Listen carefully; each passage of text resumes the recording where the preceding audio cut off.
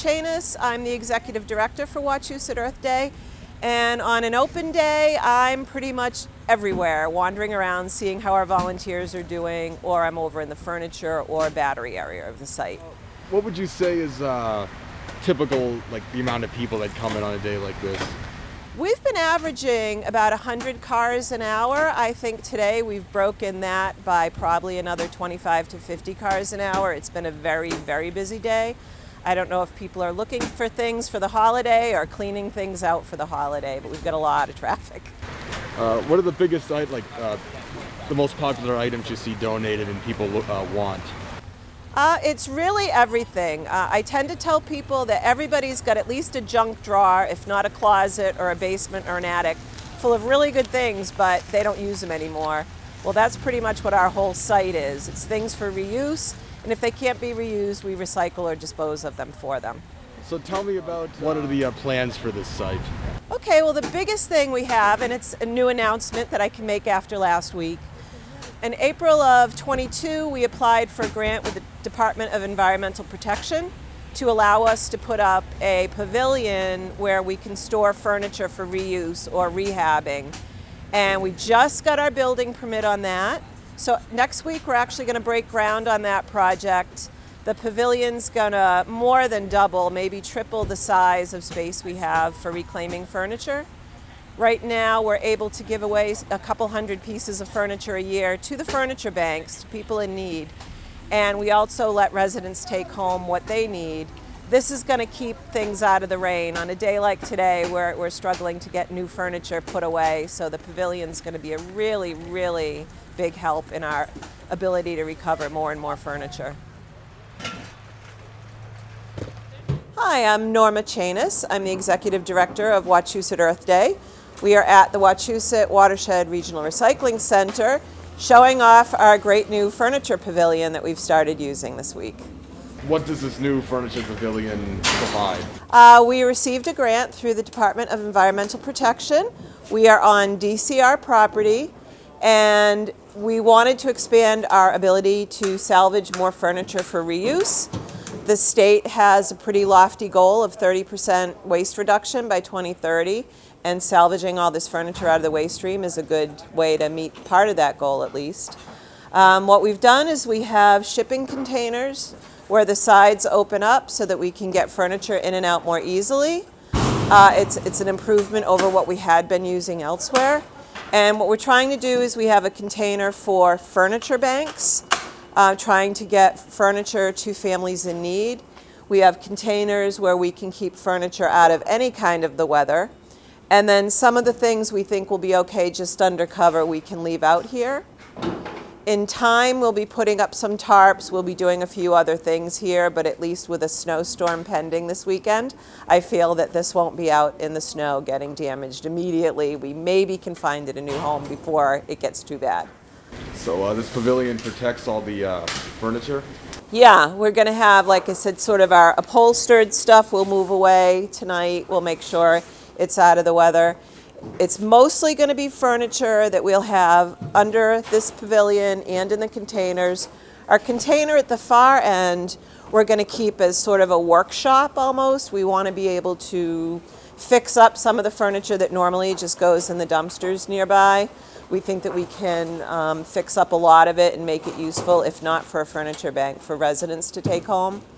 We do have a lot of people that will come and find great pieces to upcycle, but for those things that just have, the loose leg, or we have a lovely little bench over here that was dropped off that one of the guys will be looking at to see if he could clamp it and glue it and make it more useful. Things we didn't really have a space to do in the past, we now have a work area to do that in. How much has this been utilized so far? We only just started doing this week. In the past, I had a couple of rented My Box containers and half of a very old mobile office trailer where we could store our furniture. During the pandemic, we got a $5,000 grant to let us rent the My Boxes, so we could still take in furniture for the furniture banks during the pandemic when they couldn't go to people's homes to get furniture.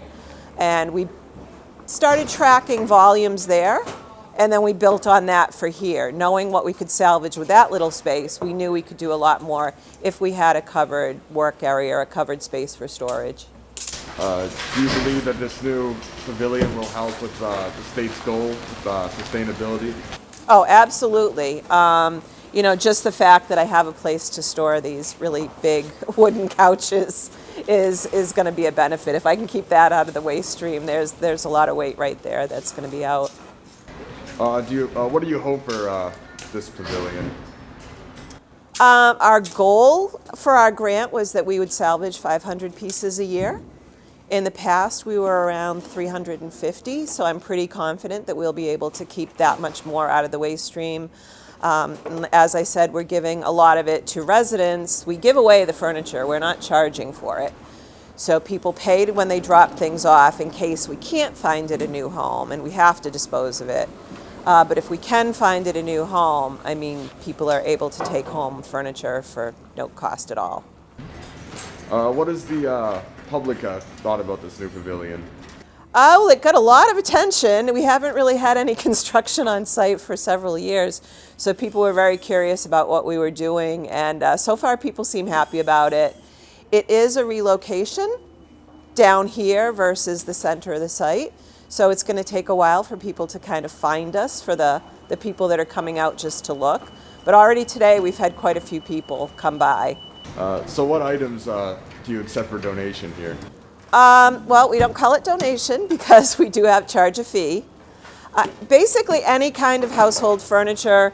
We've even got quite a few office chairs that are in great shape. If they're not in such good shape, they'll end up farther down by the dumpsters. We try to deconstruct them so that we can salvage the metal. We'll salvage some of the wood out of the furniture if we can. A lot of couches, for example, have nice clean wood underneath. That's salvageable wood that doesn't necessarily just need to end up in a dumpster. So we're going to be doing some of that. So we basically, for reuse, the guidelines are a little bit iffy. Someone who wants to do an upcycle will take something that's dinged and scratched and painted. Someone who wants a really nice piece of furniture might be a little more particular with what they want. The furniture banks definitely are really looking for the best quality they can get. We work with Household Goods in Acton. We work with Fresh Start in Hudson. Some of the Fresh Start volunteers come here and work with us to help us with our mission here. And they are looking for the better quality. People can certainly bring their items directly to them and bypass us. But if it's easier for them to get to us, then we just try to act as sort of a gathering station for them. Okay. How important is furniture with the recycling center's mission? Well, our mission is to sort of help our Watershed community get rid of whatever it is they need to get rid of. It started out focusing more on things like hazardous waste, or very hard to get rid of items like tires and propane tanks, things that are called charms because they're hard to recycle. Furniture is something that sort of grew along the ways, is something that could be reused. Okay. Is there anything you'd like the public to know about this? Just that we're going to be able to do a better job of handling what they've dropped off with us. In the past, it's been a challenge if we had a very large piece of furniture to store that until we could find it a home. I think we'll be able to do a better job of that now. You just don't have any problems. My name is Pat Popple, P-A-T-T, Popple, P-O-P-P-L-E, and I'm a volunteer. I've been a volunteer for 12 years, and I manage the store, the little store here. Basically, I work 6 days a week. The 2 days that we're open and every Saturday that we're open, which is every other Saturday. And then we're open Tuesdays and Thursdays. On days when we're not open to the public, I'm also here because that's when we empty the boxes that come in on days when we are open. And that's usually a bunch of volunteers that come in. And I sort out things that would be for the store. I take pictures of every item and I write up the price and a description, and then it goes on our Facebook page Facebook Wachusett Earth Day page. And so that happens a couple times a week. People in the town, the 7 towns, see the page and see the write-ups, and then they come in, they know what they want. So that's pretty nice. How many people do you normally see come in here? That's hard to say. I can tell you that we let 40 people in 15 minutes at a time, and then we kick them out, and the next group of 40 comes in, and it goes like that throughout the 2 hours that we are open when we are open. So I have no idea, although you can ask our operations manager for exact numbers, because we do have electronics that record all the numbers of people and items that come in. What are the biggest items here, like sales-wise? Number 1 is jewelry. Number 2 is decorative items. Number 3 might be, I don't know, toys, kitchen stuff. We have everything here in the store. Anything that comes in, it's all been donated very generously to the center, and we have even items that are brand new. So we have a steady income to help the Wachusett Earth Day stay viable. What's your favorite part about this job? I love doing the jewelry. People are so appreciative, and the prices are extremely low. Okay, thank you. Is there anything else you'd like to add? Only that we're always looking for volunteers, and if you'd like to volunteer, just go to our Facebook page or our regular online page, and you can fill out a form, and we'd love to have you.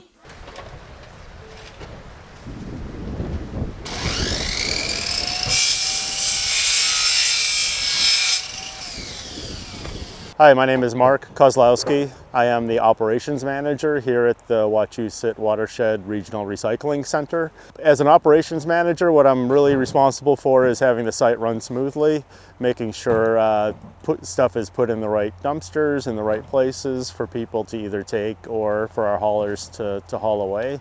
And also scheduling the haulers to pick up various materials.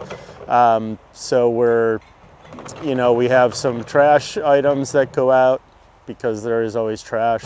But a lot of what we do is recycling, and a lot of our material does get recycled by various haulers. So it's just scheduling those haulers, making sure we have empty dumpsters, the site runs smoothly, there's power and heat in the building. How many people do you normally see at these days? So our usage has been going up since summertime. We usually, in a 2-hour period during the week, we usually get over 200 cars coming through. On weekends, it can be 250 to 300, depending on if we have a special event or if people are just trying to get rid of things or shopping for an upcoming holiday. So at the recycling center, we're all volunteer powered. We do have 2 employees now, an executive director and myself, the operations manager. So we're growing little by little, expanding our operations. We take just about anything when we're open, except for yard waste. Yard waste in composting we do not accept. Usually that goes on in your town. And hazardous materials. We don't want to see the hazardous materials when we're open throughout the year. We do have 2 special collections for those. We're done for 2023 right now. The first one will be in April of 2024, and that should be posted on our website, on the town's websites, and in some flyers that you get. Who can utilize this facility? We are open to 7 towns, the watershed towns around the reservoir.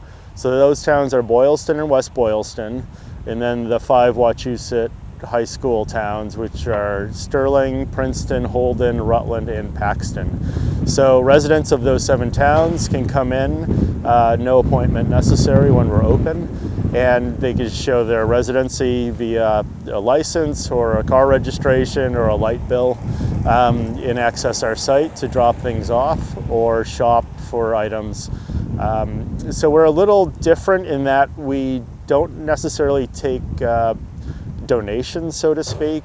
We do accept items for free if they're household items and non-electric, such as plates, dishes, linens, kitchen items, books, children's toys, cards. that type of thing. But usually we do have a fee for those dropping material off. Even recycling, we have to charge a small fee for recycling if you're bringing in cardboard, paper, mixed cans and bottles. We have started recycling styrofoam, the white packing styrofoam, in the last couple of years, which is very popular. And unfortunately, we did have to start charging for that. There is a cost to recycle that, but the haulers we work with, we're sure that that does get recycled. So it's good for everybody to have that turned into new products. Well, all the items you recycle today, where do they end up going?